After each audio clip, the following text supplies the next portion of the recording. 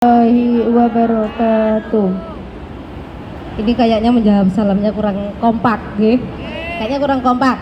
Menjawab salam itu hukumnya wajib. Mengucapkan salam hukumnya sunnah. Nggih. Jadi menjawab salam, kalau ada salam wajib dijawab, nggih. Saya doakan semoga yang menjawab salam saya pada hari ini mudah-mudahan oleh Allah diberikan kesehatan, mudah-mudahan oleh Allah diberikan rezeki yang melimpah barokah, diberikan keturunan yang solih dan solihah, mudah-mudahan kita diselamatkan dari dunia sampai akhirat, amin Allahumma amin. Dijawab dengan kompak ya. Assalamualaikum warahmatullahi wabarakatuh. Waalaikumsalam warahmatullahi wabarakatuh. Ya, alhamdulillah kompak. A'udzu billahi minasyaitonir rajim. Bismillahirrahmanirrahim. Innal hamdalillahi nahmaduhu wa nasta'inuhu wa nastaghfiruh wa na'udzu billahi min syururi anfusina wa min sayyiati a'malina. May yahdihillahu fala mudhillalah wa may yudlil fala hadiyalah. Asyhadu an la ilaha illallah wa asyhadu anna Muhammadan abduhu wa rasuluh. Sebentar ya. Mangga.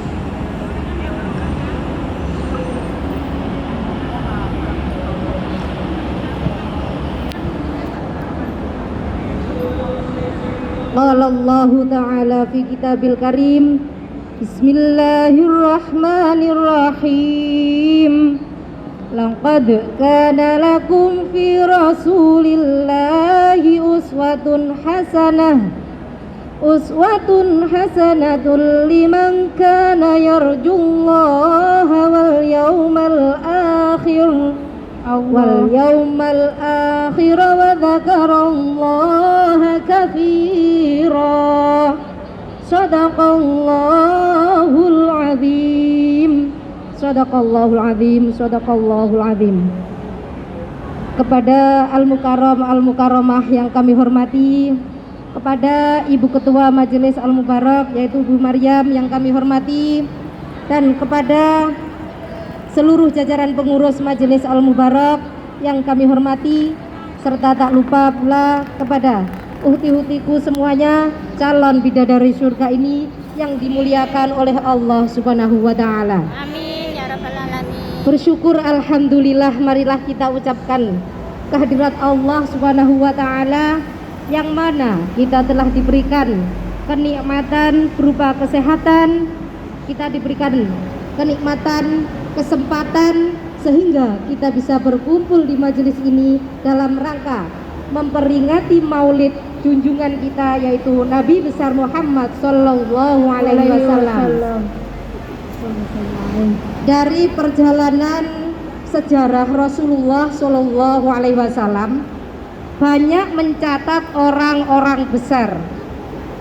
Adapun seseorang menjadi besar oleh karena pangkat dan kekuasaannya, akan tetapi jika pangkat dan kekuasaannya selesai, maka selesailah kebesaran tersebut. Ada pula seseorang menjadi besar karena oleh harta, benda dan kekayaan. Maka ketika harta, benda dan kekayaan tersebut, orang tersebut jatuh bangkrut, maka selesailah kebesaran orang tersebut. Tapi adapun Rasul yang kita peringati maulidnya hari ini, beliau menjadi besar bukan karena harta, bukan karena jabatan, bukan karena kekuasaan, dan bukan karena dibesar-besarkan oleh umatnya, akan tetapi beliau menjadi besar karena dibesarkan oleh Allah Subhanahu wa Ta'ala. Satu kali orang sudah dibesarkan oleh Allah, maka walau bagaimanapun usaha orang lain untuk mengecilkannya, orang tersebut akan tetap menjadi besar. Namun sebaliknya, satu kali orang sudah dikecilkan oleh Allah, mau bagaimanapun seseorang, satu negara pun mau membesar-besarkan, tapi kalau memang sudah potongan-potongan nyungsep, ya tetap saja orang tersebut nyungsep, ya. Karena Allah lah yang menjadikan manusia itu besar atau menjadikan manusia itu kecil. Nah, di sini Rasulullah Shallallahu Alaihi Wasallam, satu, umat Muslim sedunia pun memuji kepribadian beliau, sehingga Imam Bushairi di dalam qasidah burdahnya beliau memuji Rasulullah dengan untaian kata kal badri fi syarafin wad dahri, kal badri fi syarafin waz zahri fi tarafin wal bahri fi karamin wad dahri fi himamin. Rasulullah itu, kata beliau, tinggi martabatnya bagai rembulan, tabah dan ulet laksana masa, dermawan bak samudra luas biru membentang, tabah dan ulet laksana masa. Kemudian Rasulullah Shallallahu Alaihi Wasallam oleh Allah dijadikan contoh buat kita umat manusia, sehingga di dalam Al-Quran dijelaskan laqad kana lakum fi rasulillahi uswatun hasanah, telah ada pada diri kamu, yaitu Rasulullah, telah ada pada diri Rasulullah suri tauladan yang baik bagimu. Sehingga dari sini timbullah pertanyaan, kenapa kok Rasulullah itu dijadikan contoh oleh umat manusia? Yang pertama alasannya adalah karena Rasulullah itu manusia. Rasulullah itu juga sama seperti kita manusia. Itulah yang pertama, Rasulullah adalah manusia. Sehingga di dalam Al-Quran dijelaskan laqad ja'akum rasulun min anfusikum, sungguh telah datang bagimu Rasul, yaitu Rasul itu termasuk dari golonganmu manusia. Itu alasan yang pertama. Alasan yang kedua, kenapa kok Rasul dijadikan contoh buat umat Islam? Karena Rasulullah itu kepribadiannya lengkap. Kalau kebetulan kita itu adalah seorang pemimpin, maka Rasulullah pun seorang pemimpin. Kalau kebetulan kita itu adalah seorang guru, maka Rasulullah pun mengajar jamaah di masjid. Kalau kebetulan kita itu seorang pedagang, maka Rasulullah pun juga pedagang yang jujur. Kalau kebetulan kita itu seorang kepala rumah tangga, Rasulullah pun juga mempunyai anak dan istri. Kalau kebetulan kita itu seorang mubalik, Rasulullah pun menyebarkan agama Islam, berdakwah agama Islam kepada seluruh umat manusia. Itulah, pada kesempatan kali ini yang akan saya bahas adalah betapa cintanya Rasulullah itu kepada kita. Nanti jika kita tahu betapa cintanya Rasulullah kepada umatnya, dan sewajarnya, apa kita tidak harus juga mencintai Rasulullah? Ya. Dari sini saya akan menceritakan beberapa kisah. Kisah yang pertama adalah bukti bahwa Rasulullah itu cinta kepada kita umatnya. Ya.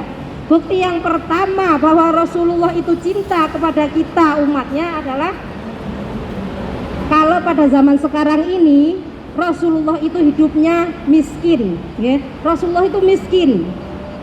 Bahkan sarapan beliau adalah seteguk air zam-zam, sepotong roti, bahkan kadang 3 butir kurma. Tidur beliau pun di atas pelepah daun kurma, kadang sampai membekas di pipi beliau. Itulah. Dan di tengah-tengah kemiskinan tersebut, Allah Subhanahu wa taala menantang Rasulullah. Allah memberikan Rasulullah fasilitas. Wala saufa yu'tika rabbuka fatardha. Ada enggak dalam Al-Qur'an? Surat apa? Tahu enggak ini surat apa? Pokoknya Al-Qur'an nggih. Surat Wadduha nggih, surat Ad-Duha. Wala saufa yu'tika rabbuka fatardha. Wahai Muhammad, jika engkau ingin kekayaan, engkau ingin jabatan, kekuasaan, maka aku akan berikan kepadamu wahai Muhammad selagi akan membuat hatimu puas. Jika engkau ingin kekayaan, maka Jabal Uhud akan aku rubah menjadi gunung emas, aku berikan kepadamu. Tapi apa jawaban Rasulullah? Jawaban beliau adalah idzan ya Rabb la arda wa wahidun min ummati finnar. Tidak ya Rabb, walaupun kekayaan kekuasaan, jabatan akan kau berikan kepadaku, itu semua tidak akan membuat senang hatiku selama masih ada umatku yang masuk ke dalam neraka. Inilah bukti bahwa Rasulullah itu cinta kepada kita. Rasulullah ditawarkan beberapa fasilitas, beliau menolaknya. Beliau mementingkan kita, umatnya. Walaupun kita ini adalah umat yang terakhir menurut abjad ya. Kita selisih berabad-abad sama Rasulullah, tapi Rasulullah mencintai kita. Rasulullah menginginkan kita semuanya masuk ke surga. Itu pertama, bukti bahwa Rasulullah itu cinta kepada kita. Sekarang bukti yang kedua. Pada waktu itu di Mekah ada perintah turun hijrah. Waktu itu Mekah dalam keadaan kritis. Rasulullah dan para sahabatnya dikejar-kejar oleh kafir Quraisy. Kemudian ada sebagian sahabat yang mengusulkan, kita hijrah saja ya Rasul. Apa kata Rasulullah? Sebentar saudara-saudaraku, karena wahyu belum datang, karena wahyu belum turun. Karena kebijakan Rasulullah itu memutuskan sesuatu itu menunggu wahyu turun dulu. Nah, setelah benar-benar wahyu itu turun, Rasulullah pun mengumpulkan kepada semua para sahabat-sahabatnya, wahai saudara-saudaraku, perintah hijrah telah turun. Marilah berkemas-kemas semuanya dan saudara-saudaraku semuanya berhijrah ke Madinah, sementara saya akan menyusul belakangan. Sahabat pun bertanya, kenapa engkau harus belakangan ya Rasul? Kata Rasulullah, saudara-saudaraku, yang dikejar-kejar itu adalah saya, yang mau dibunuh oleh kafir Quraisy itu adalah saya. Sementara jika saya ikut berhijrah duluan bersama dengan saudara-saudara, maka saudara-saudara akan terancam mara bahaya. Sementara saudara-saudara pergi berhijrah dulu dan saya tinggal di Mekah, maka saudara-saudara akan selamat sampai tujuan dan saya yang akan menghadang mara bahaya. Nah, inilah ternyata pemimpin lebih mencintai orang yang dipimpinnya daripada dirinya sendiri. Inilah bukti yang kedua bahwa Rasulullah itu cinta kepada umatnya. Kemudian bukti yang ketiga bahwa Rasulullah itu cinta kepada kita umatnya. Waktu itu ajal Rasulullah sudah mulai datang. Waktu itu hari Senin tanggal 12 Rabiul Awal, waktu subuh Bilal mengumandangkan azan subuh. Kemudian setelah azan subuh selesai, para jamaah ada yang melakukan sholat qobliyah subuh, kemudian menunggu kedatangan Rasulullah untuk mengimami sholat subuh. Nah, ditunggu sampai lama Rasulullah nggak datang-datang, kemudian Bilal diutus oleh para sahabat untuk menjemput Rasulullah. Apa kata Rasulullah? Wahai Bilal, rasa-rasanya sakitku ini sudah mulai parah. Wahai Bilal, tolong katakan kepada seluruh jamaah bahwa saya tidak bisa mengimami sholat dan minta kesediaan Abu Bakar untuk mengimaminya.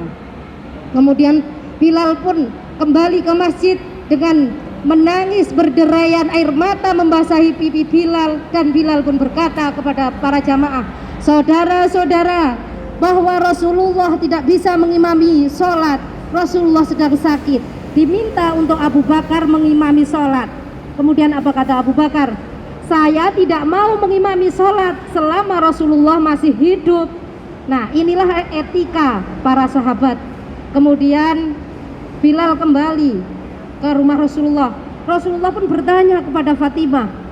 Para jamaah di masjid menangis semuanya karena mereka sudah tahu bahwa Rasulullah akan segera meninggalkan mereka. Rasulullah pun bertanya kepada Siti Fatimah putrinya, wahai Fatimah, ada apa gerangan? Kenapa semua orang di masjid pada menangis? Tolong lihatlah ke sana. Fatimah pun melihat, dan Fatimah kembali ke rumah dan berkata kepada ayahnya, wahai ayahku, sesungguhnya mereka tahu bahwa perpisahan akan segera datang. Kemudian Rasulullah memanggil Bilal. Dan dipapahnya Rasulullah, dipapah ke masjid, beliau pun mengimami ke masjid. Akhirnya dalam keadaan sakit Rasulullah mengimami sholat di masjid. Kemudian sholatnya itu singkat karena beliau sakit. Setelah sholat subuh berjamaah selesai, Rasulullah berpidato kepada para sahabat-sahabatnya. Wahai saudara-saudaraku semuanya, kita lama telah hidup bersama, kita telah lama berjuang bersama. Kemudian aku bertanya kepada kalian, apakah agama Allah sudah aku ajarkan kepada kalian semua? Para jamaah menjawab, iya wahai Rasulullah. Kemudian Rasulullah berkata, wahai sahabatku, jika ada sedikit pun satu atau dua orang yang pernah kekayaannya saya ambil, tolong minta balaslah kepada saya. Jika ada yang pernah saya pukul, balaslah kepada saya, karena saya akan menghadap Allah saya tidak mau menghadap Allah dalam keadaan mempunyai hutang kepada umat manusia. Ya, semuanya diam, tidak ada yang berani menjawab. Bahkan semua pada menangis. Rasulullah mengulangi sampai 3 kali. Suasana tersebut hening sekali. Kemudian di tengah-tengah keheningan tersebut, tiba-tiba ada seorang sahabat yang berdiri mengacungkan tangan, saya ya Rasul, begitu. Kemudian para sahabat heran, siapa yang berani-beraninya berdiri mau menuntut balas kepada Rasulullah? Sahabat itu namanya, ada yang tahu gak? Ada yang pernah tahu? Ya, sahabat itu namanya Ukasyah. Sahabat Ukasyah itu berdiri, saya ya Rasul. Ada apa Ukasyah? Ukasyah berkata, dulu waktu perang Badar, waktu kita perang Badar, Rasulullah mungkin gak lihat, Rasulullah mencambuk saya mau menuntut balas ya Rasul. Kemudian silahkan wahai Ukasyah, kata Rasulullah. Kemudian Rasulullah mengutus Bilal untuk mengambil cambuk, dan Bilal pun kembali ke rumah Rasulullah mengambil cambuk. Kemudian ditanya oleh Fatimah putrinya, wahai Bilal, buat apa cambuk itu? Kata Bilal, cambuk ini adalah untuk mencambuk Rasulullah. Kemudian Fatimah, wahai Bilal, siapa yang berani mau mencambuk ayahku? Ayahku sedang sakit Bilal, siapa yang berani mau mencambuknya? Kata Bilal, Ukasyah, wahai Fatimah, cambuklah saja saya adalah putri kesayangannya, kata Fatimah. Kemudian kata Bilal, ini adalah urusan Rasulullah dengan Ukasyah. Kemudian Bilal kembali ke masjid, dan Bilal pun memberikan cambuk itu kepada Ukasyah. Ukasyah maju ke depan. Kemudian tiba-tiba berdirilah Umar bin Khattab. Umar menghalangi Ukasyah. Wahai Ukasyah, kenapa kamu mau membalas dendam pada Rasulullah? Cambuklah saja saya walaupun dulu memang saya membenci Rasulullah, dulu saya benci mendengar nama Rasulullah, tapi sekarang saya cinta kepada beliau. Cambuklah saja saya wahai Ukasyah, kata Umar. Kemudian Rasulullah pun berkata, wahai Umar, aku tahu, Allah tahu isi hati kamu, duduklah wahai Umar. Kemudian Umar pun duduk. Setelah Umar duduk, Ukasyah melanjutkan maju ke depan. Kemudian berdirilah lagi Abu Bakar. Wahai Ukasyah, cambuklah saja saya adalah sahabat sekaligus mertuanya Rasulullah. Cambuklah saja saya wahai Ukasyah. Tapi apa kata Rasulullah? Duduklah wahai Abu Bakar, sesungguhnya ini adalah urusanku dengan Ukasyah. Kemudian Abu Bakar duduk, dan dilanjutkan lagi perjalanan ke depan. Kemudian berdirilah lagi Ali bin Abi Thalib. Wahai Ukasyah, cambuklah saja saya adalah menantu Rasulullah sekaligus sepupu Rasulullah. Darah yang mengalir pada darah Rasulullah itu adalah darah saya juga. Cambuklah saya wahai Ukasyah. Tapi Rasulullah pun menyuruh Ukasyah untuk duduk. karena sesungguhnya, wahai Ali duduklah, sesungguhnya ini adalah urusanku dengan Ukasyah. Dan yang terakhir, setelah Ali bin Abi Thalib duduk, berdirilah kedua cucu Rasulullah, cucu kesayangan Rasulullah, yaitu Hasan dan Husain. Wahai paman Ukasyah, janganlah engkau cambuk kakekku, wahai paman Ukasyah. Kakekku sedang sakit, kasihanilah dia, cambuklah saja saya, cucu kesayangan Rasulullah. Tapi apa kata Rasulullah? Wahai cucuku, sesungguhnya aku sangat mencintaimu, wahai cucu-cucuku. Duduklah, sesungguhnya Allah mengerti apa isi hati kamu. Kemudian setelah Ukasyah maju ke depan, setelah sampai di dekat Rasulullah, Ukasyah berkata, wahai Rasulullah, engkau berada di atas, maka turunlah Rasulullah. Bagaimana aku bisa mencambukmu kalau engkau di atas mimbar, kata Ukasyah. Lalu dengan kerendahan hati Rasulullah pun dipapah oleh para sahabat untuk turun. Kemudian Rasulullah berkata, wahai Ukasyah, sekarang cambuklah aku, wahai Ukasyah. Apa kata Ukasyah? Ya Rasulullah, dulu waktu engkau mencambukku, aku tidak memakai baju, maka biar setimpal balas dendamku ini, bukalah baju Tuhan, karena dulu aku juga tidak memakai baju. Masya Allah, dengan kerendahan hati Rasulullah, inilah pemimpin yang sangat mulia. Rasulullah dengan rendah hati, dengan keadaan yang lemah, beliau sedang sakit, Rasulullah membuka bajunya, kemudian terlihat putih bersinar di dada Rasulullah. Kemudian Ukasyah pun melemparkan cambuk itu sejauh-jauhnya, dan Ukasyah kemudian memeluk erat Rasulullah. Kemudian Ukasyah berkata, wahai Rasulullah, siapa yang tega mau mencambukmu, orang yang paling mulia di dunia ini, Rasul. Sesungguhnya aku hanya ingin kulitku yang hina ini menempel ke dalam tubuhmu yang suci. Sesungguhnya waktu perpisahan akan tiba, dan aku tidak tahu apakah aku masuk ke surga atau tidak.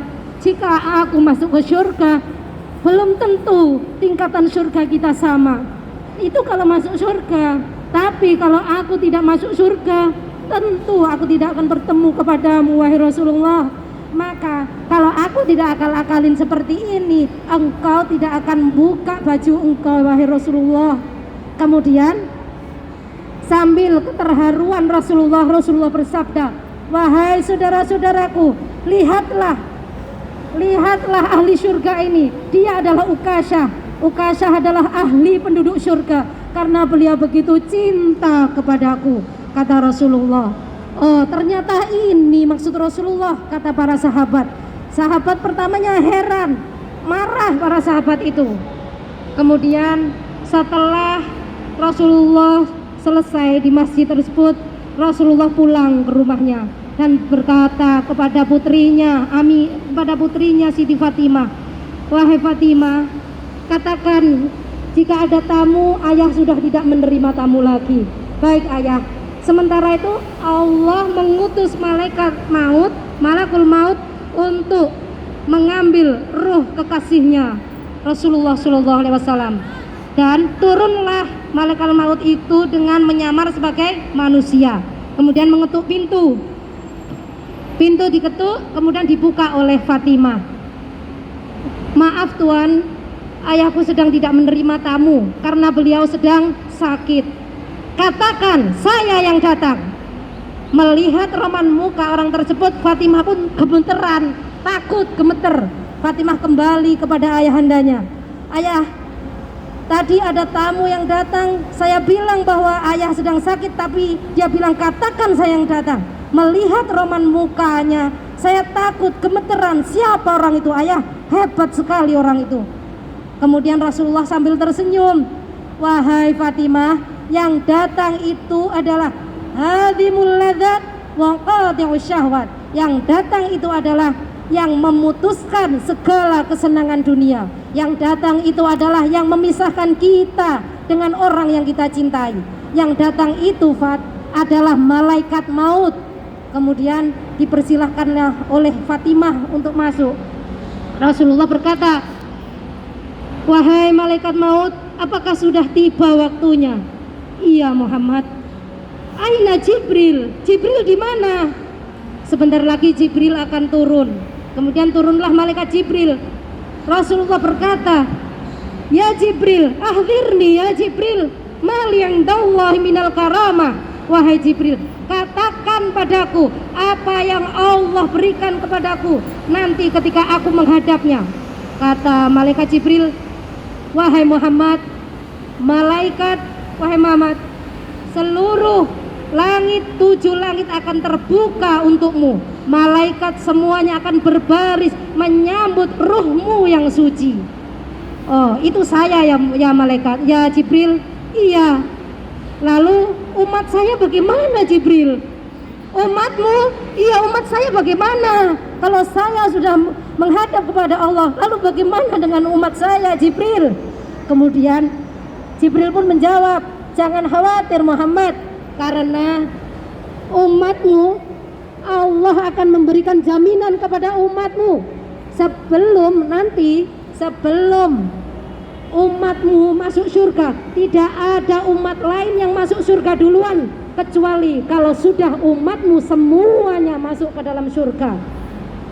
Jadi begitu Jibril. "Iya Muhammad." Baiklah.